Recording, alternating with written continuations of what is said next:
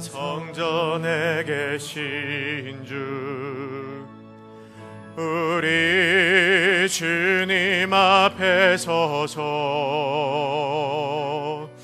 이전에 성도들과 함께 주 보좌 앞에 엎드려 찬양 할렐루야 할렐루야 할렐루야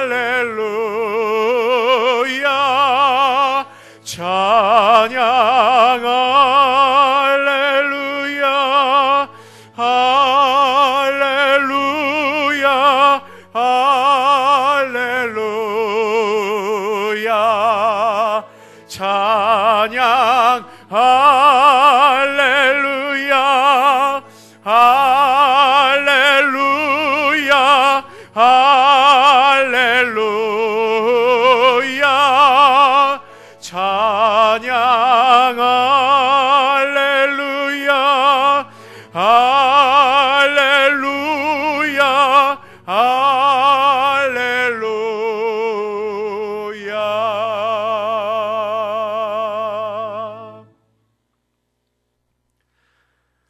만군의 여호와여, 주의 장막이 어찌 그리 사랑스러운지요. 내 영혼이 여호와의 궁정을 사모하며 쇠약함이요 내 마음과 육체가 살아계시는 하나님께 부르짖나이다. 나의 왕 나의 하나님 만군의 여호와여, 주의 제단에서 참새도 제집을 얻고 제비도 새끼들 보금자리를 얻었나이다.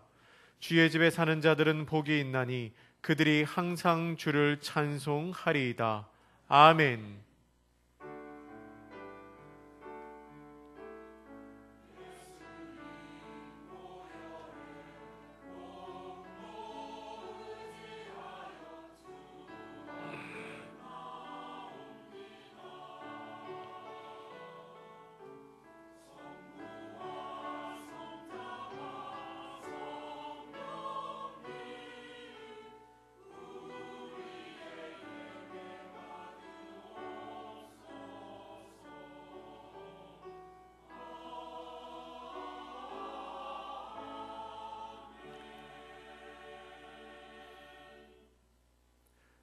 사랑과 은혜가 충만하신 하나님 아버지, 거룩한 주일에 맑고 깨끗한 생명수가 흐르는 은혜의 강가로 저희들을 불러주시니 감사합니다.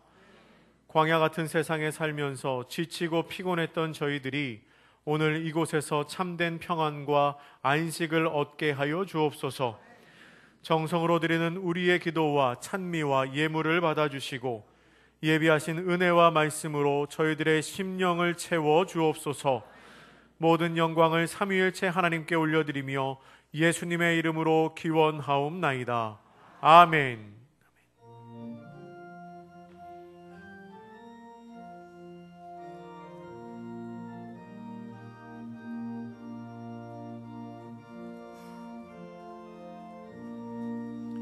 구세주를 아는 이들 찬송하고 찬송하세.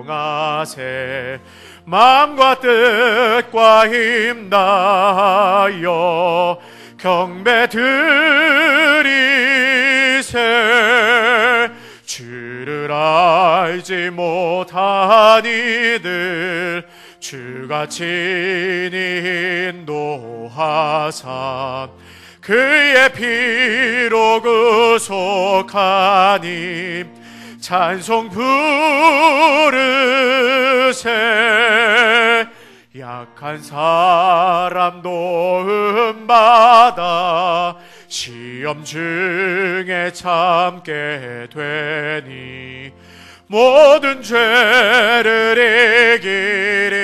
이기림은 믿음뿐이라.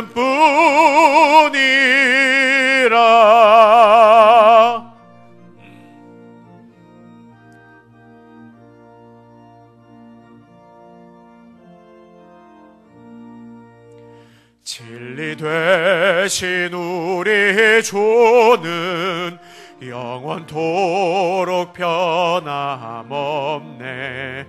성도들아 주를 믿어 길이 섬기세.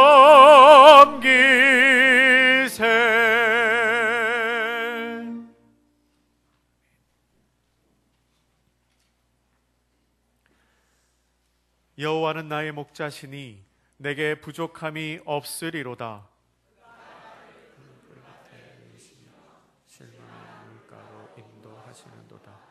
내 영혼을 소생시키시고 자기 이름을 위하여 의의 길로 인도하는도다.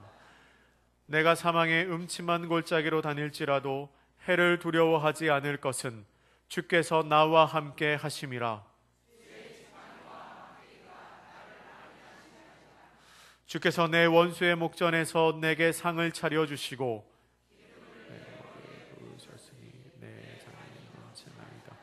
내 평생의 선하심과 인자하심이 반드시 나를 따르리니 내가 여호와의 집에 영원히 살리로다. 아멘. 아멘.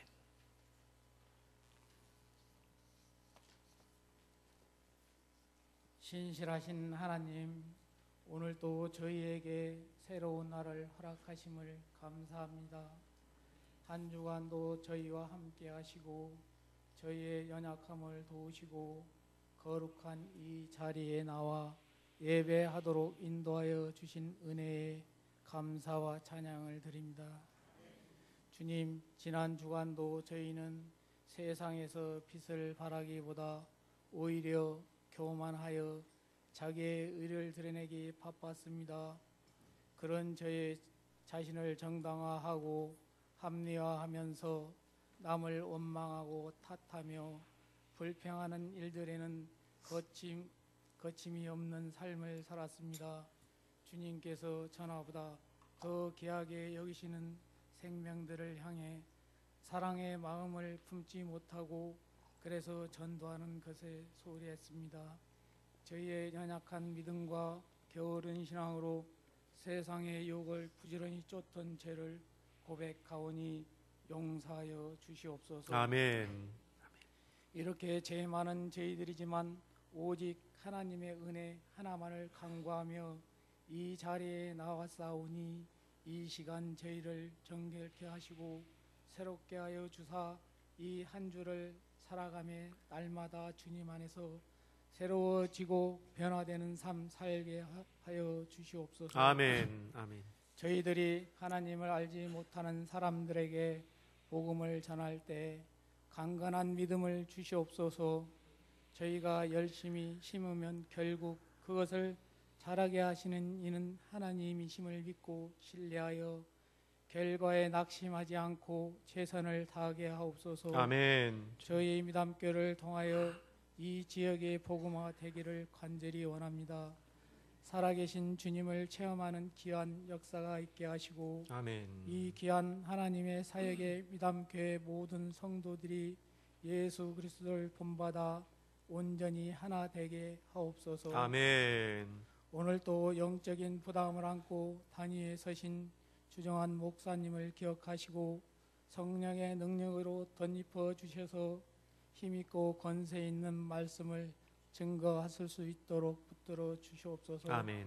오직 주의 말씀만을 선포하게 하시며 그 말씀을 들음으로 우리의 영이 회복되는 크신 은혜를 허락하여 주시옵소서. 아멘. 이 시간 주님께 드리는 예배를 위하여 섬기는 손길들을 기억하시고 그들 모두에게 하나님의 크신 은혜로 함께하여 주시고 매주 은혜로운 찬양을 준비하는 찬양대에게도 크신 사랑을 더하여 주옵소서. 아멘. 이 모든 말씀 예수님의 이름으로 기도드리며 이제는 하나님과 나만이 아는 죄를 침묵으로 고백하오니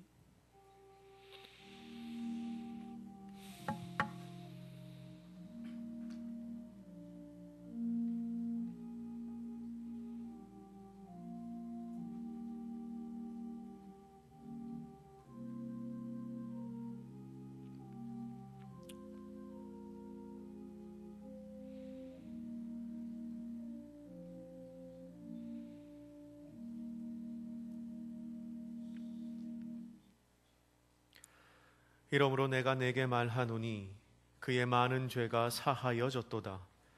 이는 그의 사랑함이 많음이라. 아멘.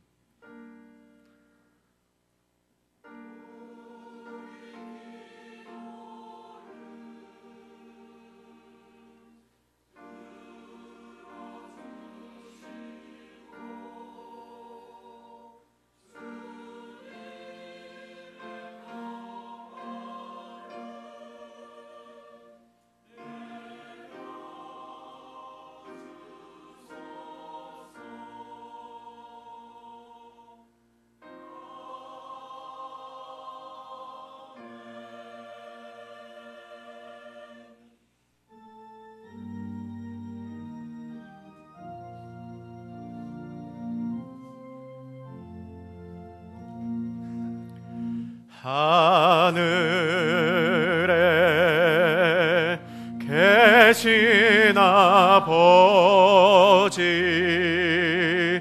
이름 거룩하사 주님 나라 임하시고 뜻이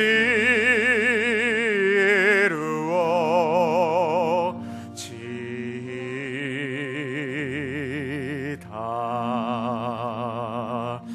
일용할 양식 주시고 우리들의 큰 죄 다 용서하옵시고 또 시험에 들게 마시고 악에서 구원하소서. 대개 주의 나라 주의 권세 주의 영광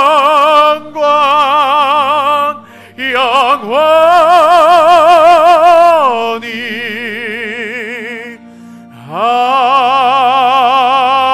아멘.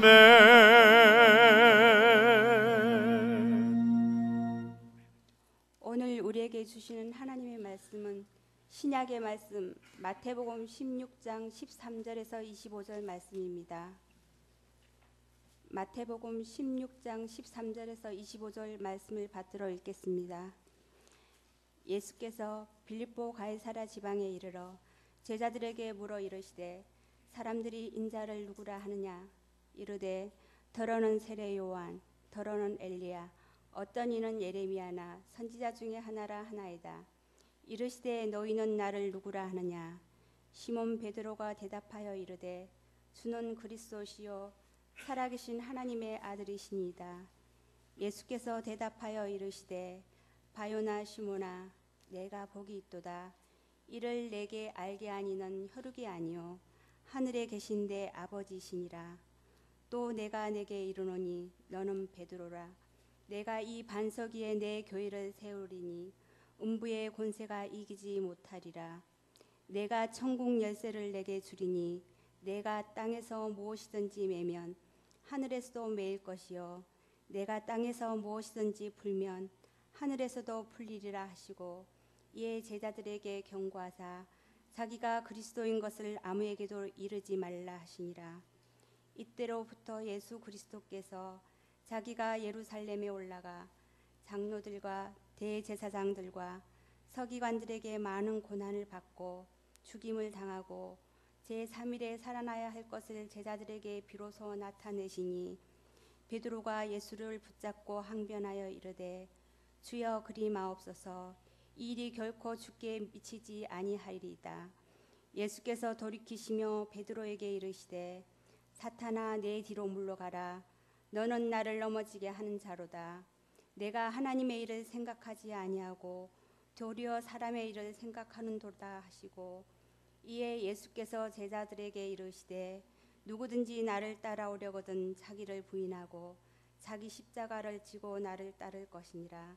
누구든지 제 목숨을 구원하고자 하면 잃을 것이요 누구든지 나를 위하여 제 목숨을 잃으면 찾으리라.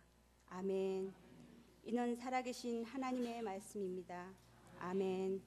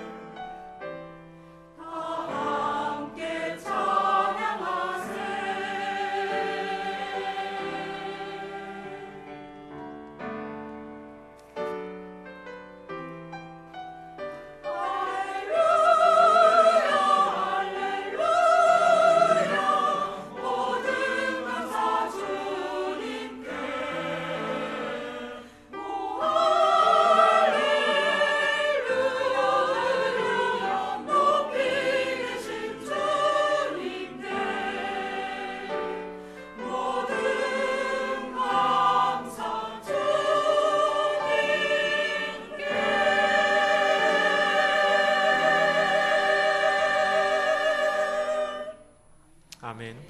아멘.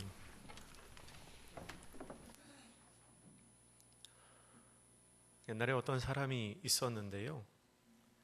그가 죽으니까 천사가 그의 앞에 나타나서 천국에 가고 싶은지 지옥에 가고 싶은지를 물어봤습니다.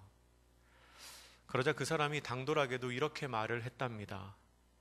내가 천국이랑 지옥을 보고 나서 결정을 하겠습니다. 그렇게 말했답니다. 그래서 천사가 알았다고 하고 그 사람을 먼저 지옥으로 데려갔습니다. 천국으로 데려갔습니다. 천국에 가서 보니까 사람들이 다 환한 옷을 입고 있고 웃으면서 이야기하고 책 보고 찬양하고 그게 좋아 보이기는 하는데 좀 지루해 보였습니다.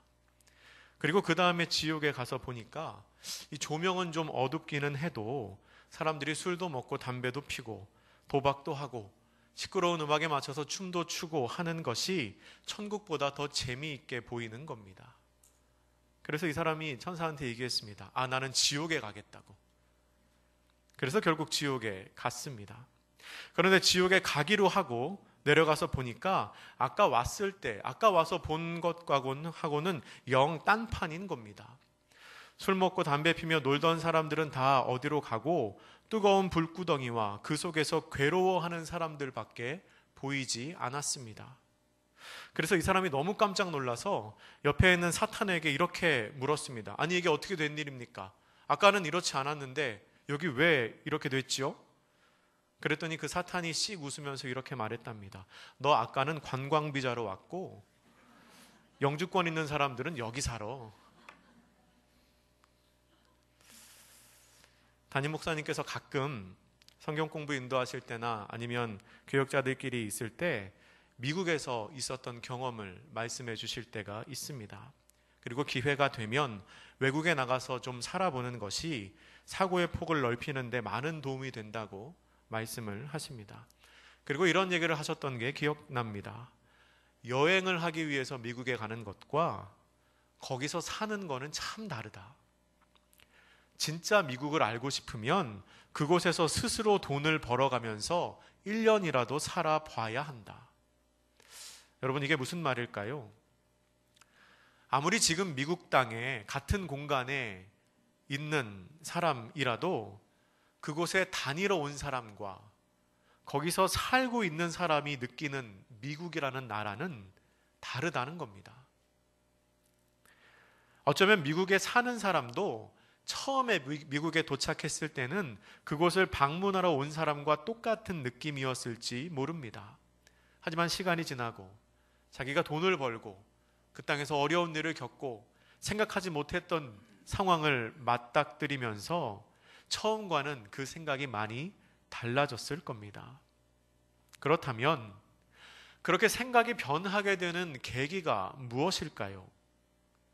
그 미국이라는 땅이 그 사람이 있었던 그 사이에 정말로 변했기 때문일까요?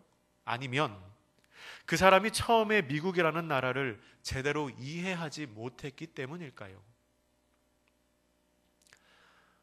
오늘 우리가 읽은 본문에는 예수님에게 칭찬을 받아서 기분이 아주 좋았다가 크게 꾸지람을 받고 기분이 확 나빠진 어떤 한 사람이 나옵니다. 바로 베드로입니다. 여러분, 베드로가 겪은 일을 한번 들어보시기 바랍니다. 예수님과 제자들이 빌립보 가이사랴 지방에 이르렀을 때입니다. 예수님이 제자들에게 갑자기 이런 질문을 하십니다. 얘들아, 사람들이 나를 누구라고 하느냐? 그러자 제자들이 이렇게 대답합니다. 어떤 사람은 세례 요한이라고 하고, 어떤 사람은 엘리야라고도 하고, 어떤 사람은 예레미야나 다른 선지자라고도 말합니다. 그랬더니 예수님이 다시 물어보십니다. 그러면 너희는 나를 누구라고 아느냐?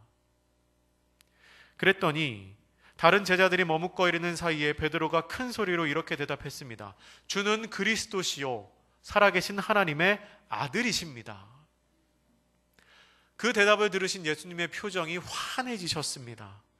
그리고 이렇게 말씀하십니다. 요나의 아들 시몬아, 너에게 복이 있구나. 하늘에 계신 내 아버지께서 너로 하여금 그것을 알게 하셨구나. 그 칭찬만으로도 베드로의 기분이 아주 좋아졌는데 계속해서 이어지는 말씀은 베드로의 기분을 더 좋게 만들었습니다. 예수님이 이렇게 말씀하십니다. 내가 너의 그 고백 위에 교회를 세울 것이다.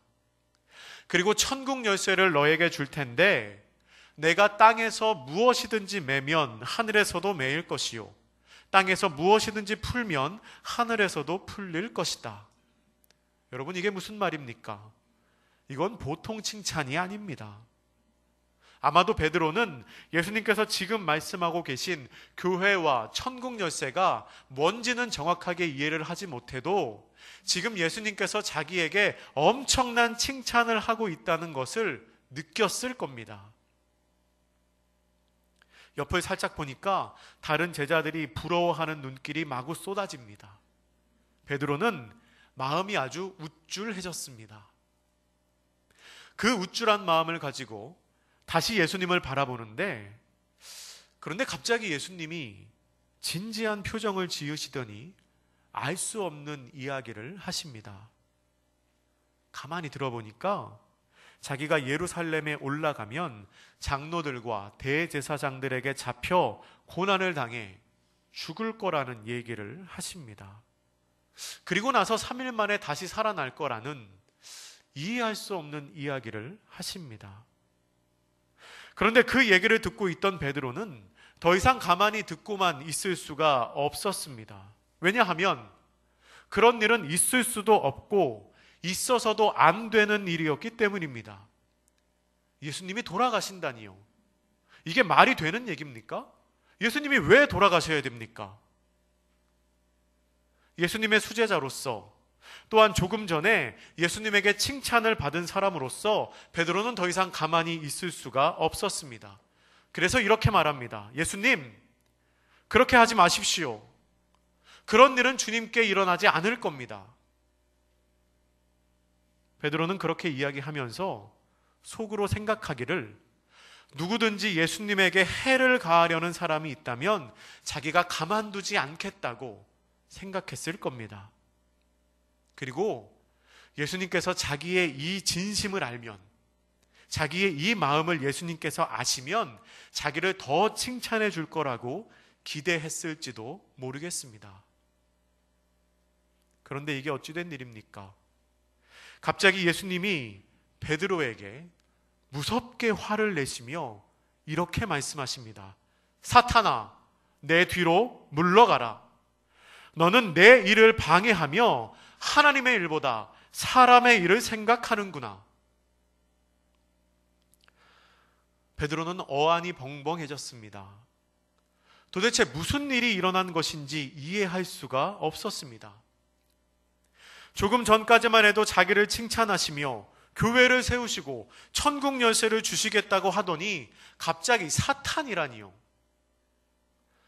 그 순간 베드로는 이렇게 생각했을지 모르겠습니다. 예수님 참 이상하시다. 예수님 변하셨다. 나는 한결같이 예수님을 구주로 고백하며 예수님만을 위해서 이야기하는데, 예수님만을 생각하며 당신을 위해서 말하고 행동하는데, 아까는 안 그러시더니, 아까는 칭찬하시더니 지금은 이렇게 꾸지람하시고, 예수님 참 이상하시네. 예수님 변했네. 여러분, 이 베드로의 생각에 대해서 어떻게 생각하십니까? 수긍이 가십니까? 베드로의 마음이 이해가 가십니까? 그렇다면 같은 사건을 예수님의 관점에서 보면 어떨까요? 예수님께서 제자들과 함께 공생의 사역을 하신 지 3년이 가까워지는 어느 날, 예수님은 문득 제자들이 자기를 어떻게 생각하고 있는지가 궁금해지셨습니다. 그래서 먼저 이렇게 물으셨습니다. 사람들이 나를 누구라고 하느냐? 그리고 또 이렇게 물으십니다. 너희는 나를 누구라고 하느냐? 그때 베드로가 자신 있게 이렇게 말합니다. 주는 그리스도시요 살아계신 하나님의 아들이십니다. 그 대답을 들으신 예수님의 마음이 참 흐뭇했습니다. 지난 3년 동안의 가르침이 헛된 것이 아니라는 생각이 드셨기 때문입니다. 베드로의 고백은 올바른 고백이었습니다. 모든 사람들이 함께 기억해야 할 고백이었습니다. 그래서 예수님은 그 고백 위에 교회를 세우시겠다고 말씀하셨습니다. 그렇게 고백하는 사람들을 통하여 교회를 세우시겠다고 말씀하셨습니다. 그리고 그 교회를 통해서 메고 푸는 권세가 있을 거라고 말씀하셨습니다. 하지만 일단은 그 모든 일을 아무에게도 말하지 말라고 경고하십니다. 자기가 그리스도인 것을 다른 사람들이 알게 되면 어떤 일이 생길지 모르기 때문입니다. 아직은 그리스도께서 영광 받으실 때가 아니기 때문에, 아직은 예수님께서 십자가에 달리실 때가 아니기 때문에 예수님께서는 자기가 그리스도인 것을 숨기십니다. 그런데 베드로의 그 고백을 들은 예수님의 마음에 한 가지 드는 생각이 있었습니다. 그것은 저들의 믿음이, 제자들의 믿음이 나를 그리스도로 고백할 만큼 성숙했으니 이제는 제자들에게 모든 것을 다 말해 주어도 좋겠다는 생각이었습니다. 예수님은 진지하게 지금까지 한 번도 하지 않았던 이야기를 제자들에게 하십니다. 예루살렘에 올라가서 장로들과 대제사장들에게 고난을 받고 죽임을 당한 후에 3일 만에 다시 살아날 것을 비로소 제자들에게 말씀하신 것입니다. 예수님은 이 이야기를 지금까지 한 번도 하지 않으셨지만 사실 이것이야말로 예수님께서 이 땅에 오신 이유였습니다. 지금까지는 제자들의 믿음이 약해서 이 비밀을 말해도 이해하지 못할 것 같아 숨겼지만 베드로가 하는 그 신앙 고백을 들은 후 이제는 말해도 될 것 같다라는 생각이 들어서 이제서야 자기가 이 땅에 오신 이유를 제자들에게 밝히신 것입니다. 그런데 그때 자신의 이야기를 듣던 베드로의 표정이 심상치 않아지더니 갑자기 이런 말을 합니다. 예수님, 그렇게 하지 마십시오. 그런 일은 주님께 일어나지 않을 겁니다. 예수님은 순간 당황하셨습니다. 그리고 허탈하셨습니다. 예수님께서 그 일을 하기 위해서 이 땅에 오셨는데 그러지 말라니요. 자신의 말에 반대하는 베드로에게 예수님은 강한 어조로 이렇게 말씀하십니다. 내가 하려는 일을 막는 너는 나를 넘어뜨리려고 하는 자로구나. 네가 하나님의 일은 생각하지 않고 도리어 사람의 일만 생각하는구나. 예수님은 너무도 마음이 아프셨습니다.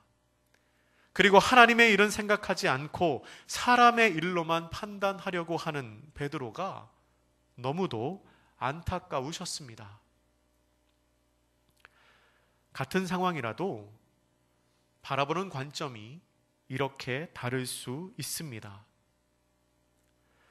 베드로는 예수님이 변했다고 느낄 수도 있었겠지만 예수님의 입장에서는 자기 생각에만 갇혀있는 베드로가 너무도 안타까울 뿐입니다. 여러분, 그렇다면 우리의 신앙생활은 어떻습니까?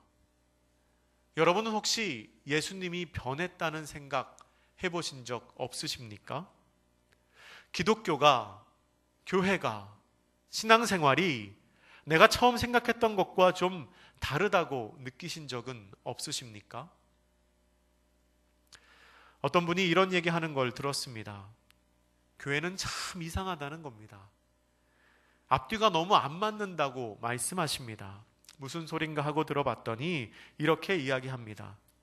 처음에 어떻게든지 꼬셔서 교회에 데려가려고 할 때는 그냥 한 번만 오라고, 믿기만 하면 된다고, 입으로 고백만 하면 구원받는다고 하더니 정작 예배당에 나가보니까 십자가를 지라고 한다는 겁니다. 믿기만 하면 된다고 그래서 왔는데 십자가를 지라고 하면 이건 너무나 차이가 큰 거 아니냐? 이게 그분이 말씀하신 이야기였습니다. 그런데 이것은 비단 신앙이 없는 사람들만의 이야기는 아닙니다. 사실 많은 그리스도인들이 이 문제 때문에 신앙적인 고민을 합니다. 성경은 분명히 이야기합니다. 마태복음 11장 28절에서 30절까지의 말씀입니다. 수고하고 무거운 짐진 자들아 다 내게로 오라. 내가 너희를 쉬게 하리라. 나는 마음이 온유하고 겸손하니 나의 멍에를 메고 내게 배우라. 그리하면 너희 마음의 쉼을 얻으리니 이는 내 멍에는 쉽고 내 집은 가벼움이라. 아멘. 쉽다고 말합니다. 가볍다고 말합니다. 오면은 편해질 거라고 말합니다. 또 이렇게도 말하지요. 로마서 10장 9절과 10절 말씀입니다. 우리 같이 읽겠습니다. 내가 만일 내 입으로 예수를 주로 시인하며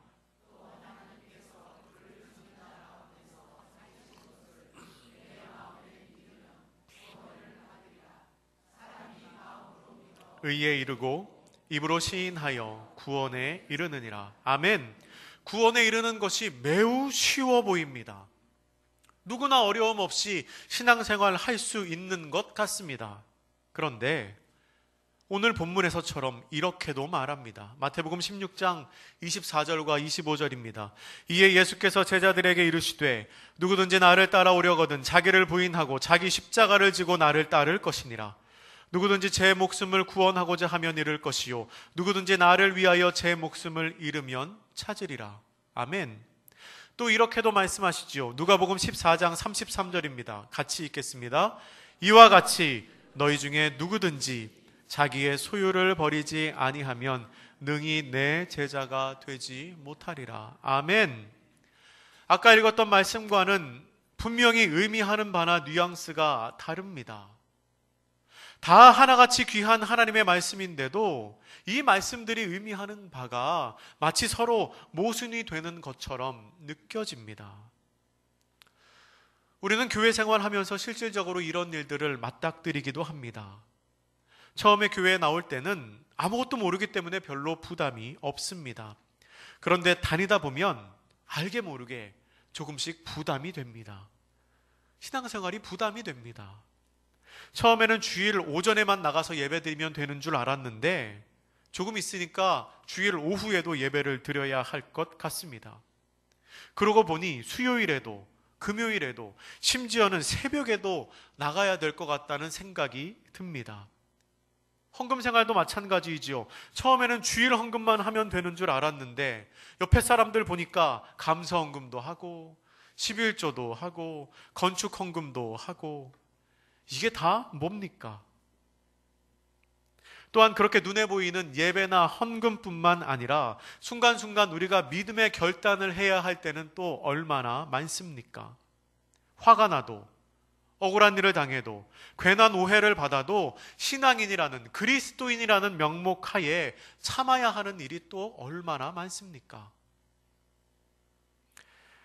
우리가 처음 믿음 생활을 했을 때는 보이지 않고 부담이 되지 않았던 것들이 신앙생활이 점점 깊어지면서 우리를 지치게 하고 힘들게 만드는 요인이 됩니다. 신앙생활, 믿음 생활을 하면 할수록 점점 더 힘들어지는 것 같습니다. 그렇다면 왜 이런 일이 생깁니까? 교회가 그 실체를 가리고 있다가 점점 본색을 드러내는 것일까요? 아니면 그리스도가 변한 것입니까? 복음이 달라졌습니까? 그게 아니라면 혹시 내가 신앙생활을 하려고 하는 만큼 나의 믿음이 자라지 못해서 그런 것은 아닐까요? 예수님께서 이 땅에 오신 이유는 십자가를 지기 위해서입니다. 우리의 죄를 대신하여 돌아가시기 위함이지요. 그런데 예수님은 3년 동안 제자들과 같이 다니시면서도 그 사실을 한 번도 말씀하시지 않았습니다. 제자들의 신앙이, 그들의 믿음이 그 사실을 받아들일 정도로 성숙하지 못하다는 것을 알고 계셨기 때문입니다. 하지만 베드로의 신앙 고백을 들으신 후 이제는 때가 됐다고 생각하신 예수님께서는 자기가 죽었다가 3일 만에 다시 살아날 것을 말씀하십니다. 예수님께서는 이제는 그들이 받아들일 수 있을 것 같아서 십자가에 달리실 것을 말씀하셨지만 여전히 베드로는 예수님의 그 말씀을 이해하지 못합니다. 여러분, 예수님이 변한 것입니까? 아닙니다. 베드로가 성숙하지 못했습니다. 베드로는 예수님께서 천국 열쇠를 그에게 주며 메고 푸는 권세를 주겠다 말씀하셨을 때는 아무 말도 하지 않습니다. 속으로 좋아했겠지요. 그런데 정작 예수님께서 하나님의 일에 관해서 말하자 그 말에 정면으로 반박합니다. 그건 안 된다는 겁니다. 그런데 여러분, 우리도 혹시 이렇게 신앙생활하고 있지는 않습니까? 당신에게 복이 있습니다. 당신에게 기도하면 하나님께서 다 이루어 주실 겁니다. 라는 말은 듣기 좋아하면서 하나님의 뜻은 이렇습니다. 하나님의 뜻을 이루기 위해서는 이렇게 해야 합니다. 당신을 통해 하나님께서 원하시는 바는 이것입니다. 라는 말에는 나는 그런 사람이 아니에요.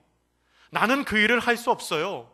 라고 반박하거나 거북해 하고 있지는 않으신가요? 아이들은 나이가 들면 학교에 들어갑니다. 초등학교 졸업하면 중학교에 가고 중학교 졸업하면 고등학교에 가지요. 그렇게 시간이 지나서 나이가 들고 수준이 높아짐에 따라서 상급 학교에 진학하는 건 당연한 일입니다. 마찬가지로 신앙생활에도 수준이 있습니다. 그리고 우리가 믿음 생활을 하는 연조가 시간이 쌓임에 따라 그 수준은 당연히 높아져야 합니다. 오늘 본문의 예를 들어 설명하면 21절 이전과 21절 이후에 예수님께서 요구하시는 신앙생활의 수준은 전혀 다릅니다.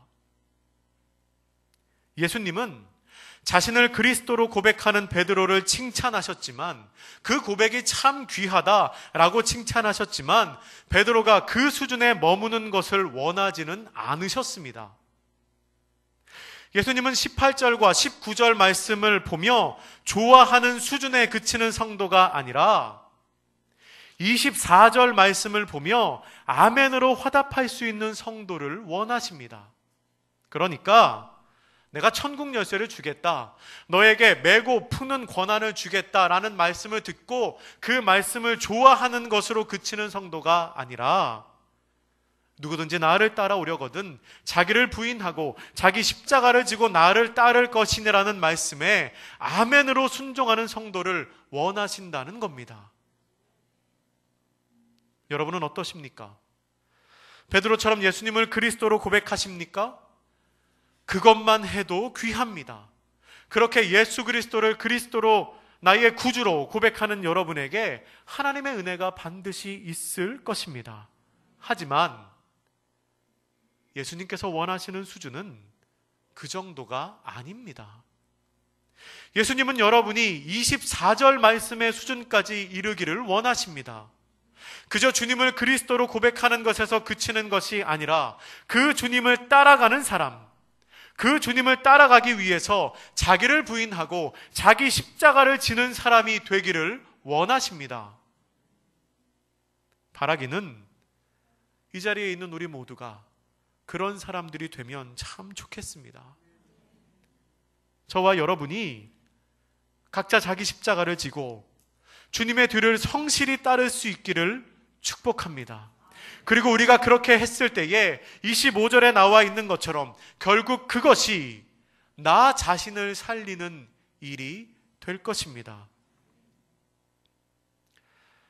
제가 아까 말씀드린 우리의 신앙생활에 부담을 주는 것들, 예배, 헌금, 봉사하는 일 때문에 힘들어 하시는 분이 이 자리에도 계실지 모르겠습니다. 그런데 여러분, 그거 아시나요? 어떤 분들은 그런 것 전혀 힘들어 하지 않으며 신앙생활을 하십니다. 어떤 분들은 오히려 예배드리고 봉사하고 헌금하는 것을 기쁘게 하시는 분들이 계십니다. 그러면 왜 그런 차이가 나는 걸까요? 비행기 타보신 분들은 알겠지만 비행기가 처음에 이륙해서 어느 정도 궤도에 이를 때까지는 참 불안정합니다. 그래서 그때는 일어서는 것도 금지하고 좌석에 앉아서 벨트를 매고 있도록 안내를 하지요. 특별히 날씨가 궂은 날은 비행기가 많이 흔들리기도 합니다. 하지만 어느 순간 비행기가 고도를 높여서 구름 위로 올라가게 되면 언제 그랬냐는 듯이 평안한 세계가 나타납니다. 그리고 그 뒤로는 크게 흔들림 없이 비행을 할 수 있게 됩니다. 우리의 신앙생활도 이와 비슷합니다. 처음에 시작해서 어느 정도 고도가 높아질 때까지는, 믿음이 깊어질 때까지는 나를 힘들게 하고 나를 흔드는 일들이 참 많습니다. 아까 말씀드렸던 예배와 헌금에 대한 부담도 그와 같은 일이 되겠지요. 하지만 어느 순간 내 신앙이 구름 위로 올라간 비행기처럼 일정한 수준에 도달하게 되면 그때부터는 그런 문제들에 대해서 자유하게 됩니다. 예배도 헌금도 봉사하는 일도 나에게 문제로 다가오는 것이 아니라 오히려 내 삶의 기쁨이 되는 것입니다. 우리가 다 그렇게 신앙생활하면 좋겠습니다. 기왕 신앙생활하는 거 힘들고 버거운 일을 겨우겨우 하는 게 아니라 성숙한 신앙인이 되어서 기쁘게 신앙생활 할 수 있기를 바랍니다. 오늘 제가 하는 이 설교가 너무 강압적이고 일방적인 것 같이 느껴지신다면 우리는 예수님께서 제자들에게 십자가를 지라 라고 말씀하신 24절 말씀을 언제 하셨는지, 예수님이 이 이야기를 언제 하셨는지를 생각해 봐야 합니다. 예수님은 제자들에게 누구든지 나를 따라오려거든 자기를 부인하고 자기 십자가를 지고 나를 따를 것이라고 말씀하셨습니다. 참 부담스러운 말씀이지요. 그런데 오늘 본문을 계속해서 반복해서 읽다 보니까 예수님께서 그 말씀을 하신 시점이, 그 말씀을 언제 하셨는지가 제 눈에 들어왔습니다. 예수님께서 이 말씀을 하신 때는 본인이, 자기 자신께서 십자가를 지시고 돌아가셨다가 다시 살아나실 것을 말씀하신 직후였습니다.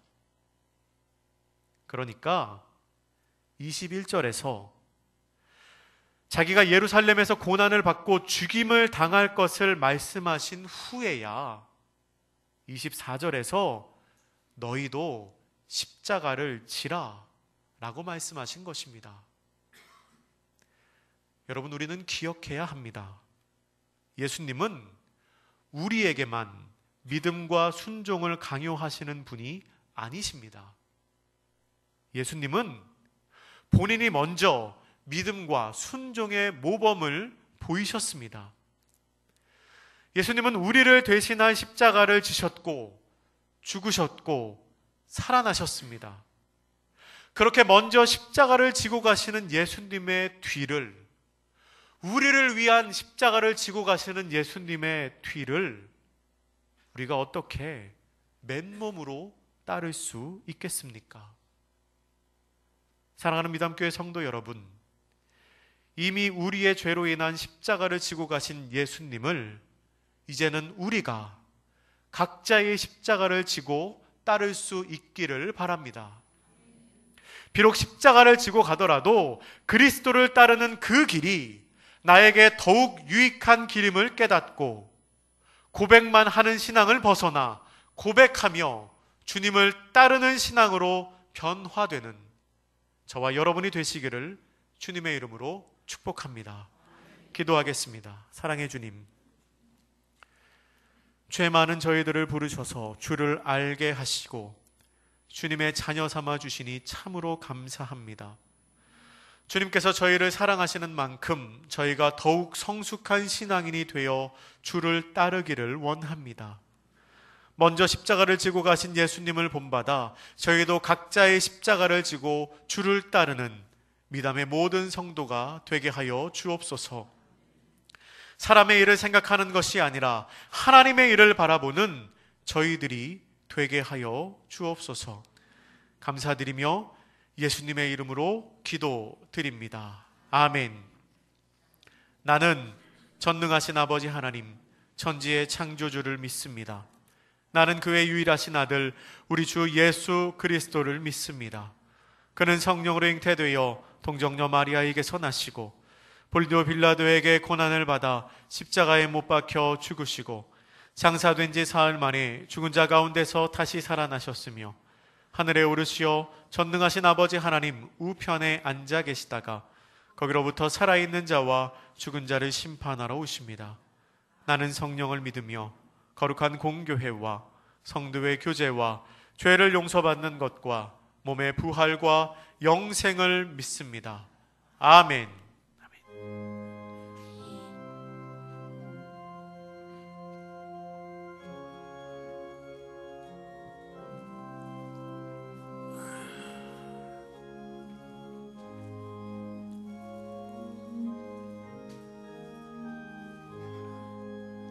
십자가를 질 수 있나 주가 물어보실 때 죽기까지 따르오리 성도 대답하였다.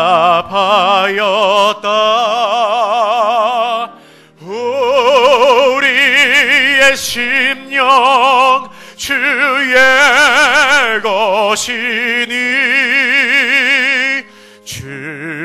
주님의 형상 만드소서. 주 인도 따라 살아갈 동안 사랑과 충성 늘 바치오리다. 너는 기억하고 있나 구원받은 강도를 그가 회개하였을 때 낙원 허락 받았다. 우리의 심령 주의 것이니 주님의 형상 만드소서. 주 인도 따라 살아갈 동안 사랑과 충성 늘 바치오리다. 걱정 근심 어두운 그늘 너를 둘러 덮을 때 주께 내 영 맡기겠나. 최후 승리 믿으며 우리의 심령 주의 것이니 주님의 형상 만드소서. 주 인도 따라 살아갈 동안 사랑과 충성 늘 바치오리다.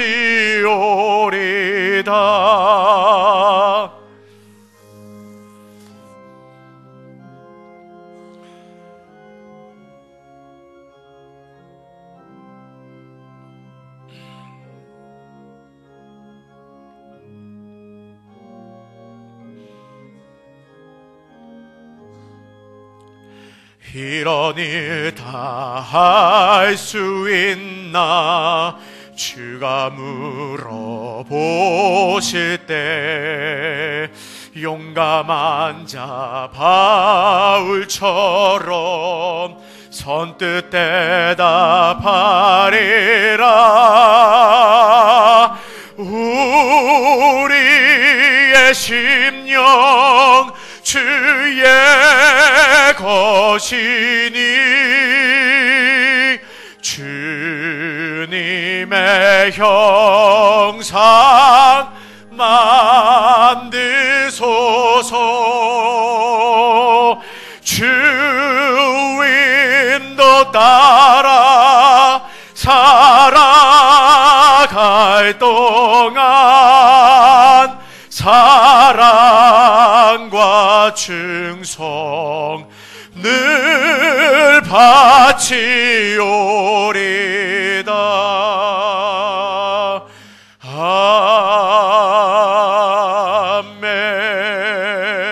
아멘.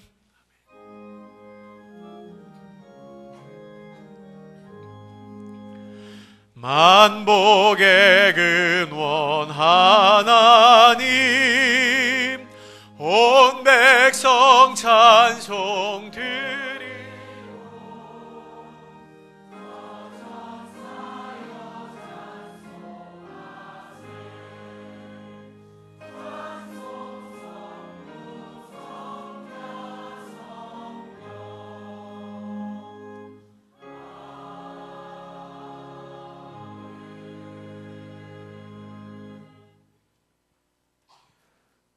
사랑과 은혜가 풍성하신 주님, 오늘도 저희에게 거룩한 주일을 허락하여 주시고 구별된 성전에서 마음과 뜻을 다한 예배를 하나님께 올려드릴 수 있게 하시니 참으로 감사합니다.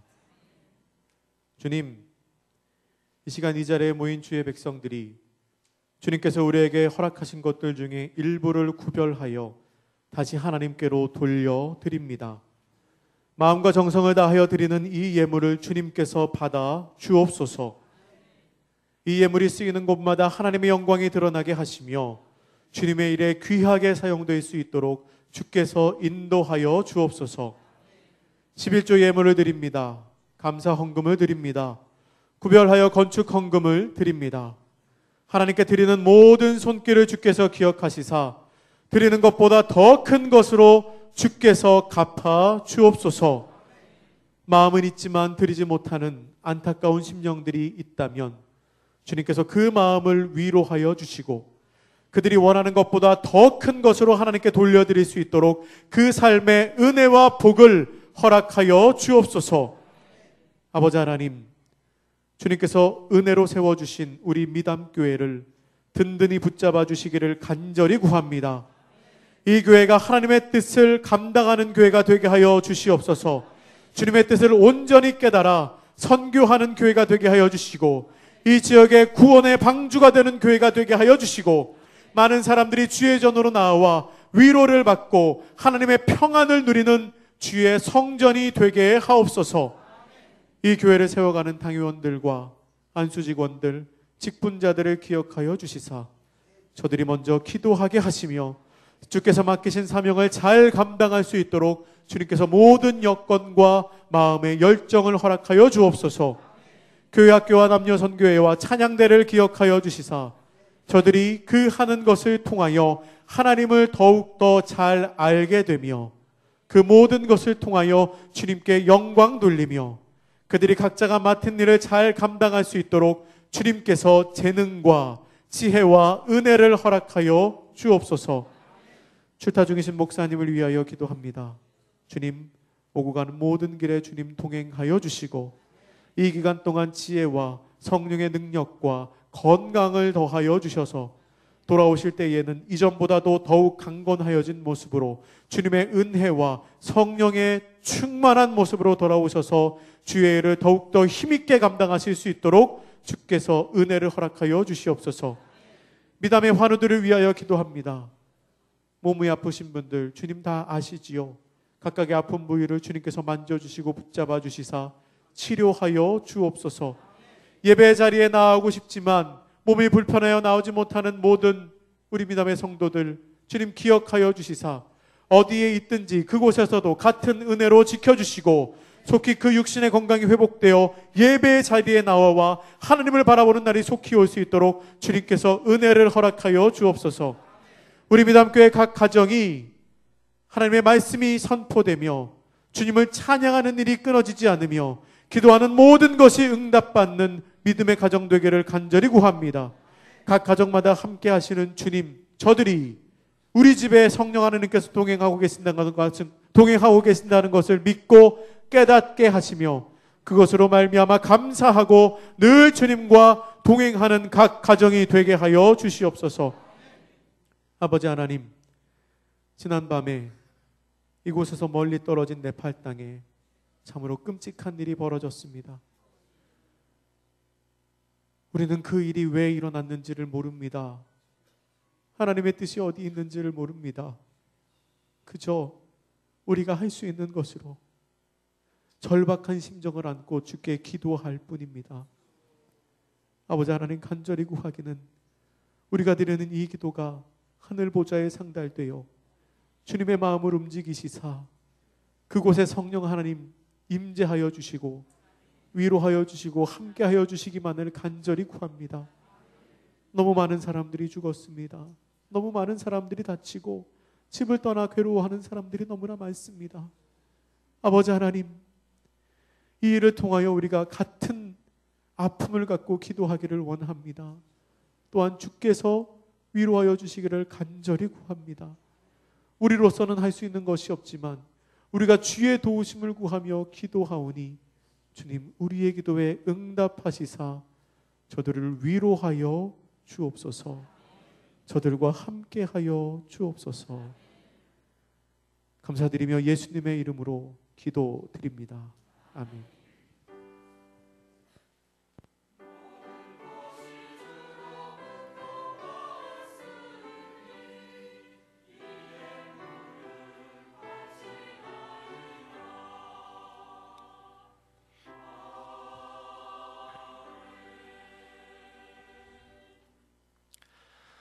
옆에 계신 분들과 가볍게 손잡으시고 파송 찬송을 함께 하겠습니다.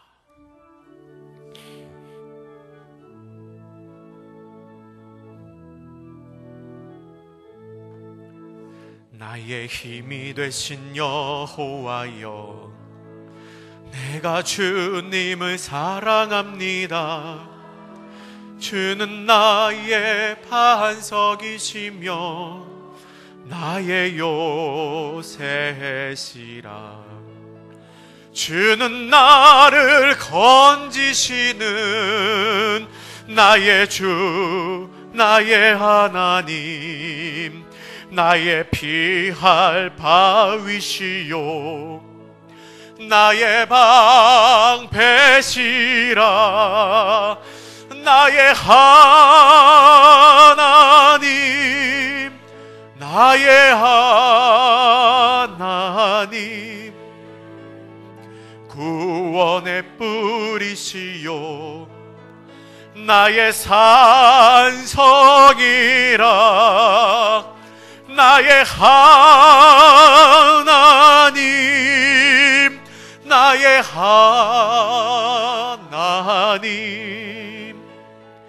그는 나의 여호와, 나의 구세주, 나의 생명이신 여호와여, 내가 주님을 찬양합니다. 주는 나의 사랑이시며 나의 의지이시라. 주는 나를 이끄시어 주의 길 인도하시며 나의 생의 목자 되시니 내가 따르리라. 나의 하나님, 나의 하나님, 생명의 면류관으로 내게 씌우소서. 나의 하나님, 나의 하나님, 그는 나의 여호와, 나의 구세주. 아멘. 사랑하는 미담교회 성도 여러분, 부활절 네 번째 주일로 시작되는 이 주간에 우리보다 먼저 십자가를 지고 가신 우리 주님의 뒤를, 나의 십자가를 지고 따르는 삶을 사시기를 바랍니다. 여호와는 내게 복을 주시고 너를 지키시기를 원하며, 여호와는 그의 얼굴을 내게 비추사 은혜 베푸시기를 원하며, 여호와는 그 얼굴을 내게로 향하여 드사 평강 주시기를 원하노라. 아멘.